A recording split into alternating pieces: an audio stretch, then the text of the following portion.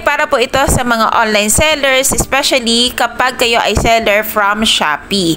Kung kayo po ay nagbebenta sa Shopee, don't worry po doon sa mga gustong humingi ng resibo. Kasi sa mismong Shopee po, meron po dyan portion kung saan pwede po mag-request ang customer na mag-i-issue po ng e-receipts ang ating Shopee sa kanila mga customer.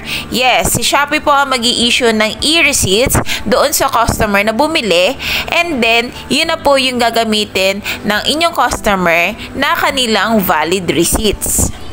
Para mas madali nyo pong maintindihan, nasa screen nyo po makikita ang isang buyer account.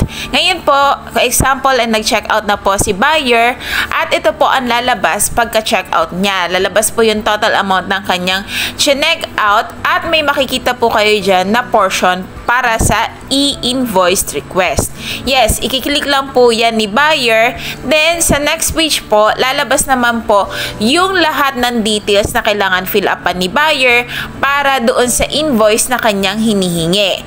Then, makikita nyo po dyan, meron po dyan dalawang klase ng isang invoice. Pwedeng pang personal or for business. Kung kayo naman po ay isang online seller na ang inyong supplier ay nasa Shopee rin, pwede nyo na rin po dito na lang hingiin yung inyong invoice. Click nyo lang po yung for business, then ilagay nyo lang po yung pangalan ng inyong business, and then yung TIN din po ng inyong business. And then huwag nyo pong kakalimutan na ilagay yung inyong email address kung saan dyan po kasi ibabato or isisend ng ating Shopee yung inyong e-invoice para dyan nyo na lang po i-download or kuwanin sa email yung mga e-invoice na kailangan ninyo.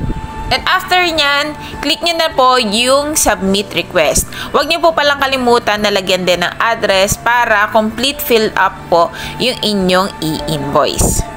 Very familiar po ba yung process? Yes, katulad siya ng eBay at ng Amazon na ang e-commerce na ang nagbibigay or nag-i-issue na mga e-invoice sa kanila mga customer. Actually, katulad din siya ng process ng mga Grab, Foodpanda, ng Lalamove na sila rin yung nag-i-issue ng e-receipts sa ating mga customer. And then, yung po yung e-receipts na yun, valid po siya. Siya na po yung magsisilbing valid receipts ng ating mga ide-declared na expenses. Okay, sana may natutunan kayo para sa video na to. Thank you!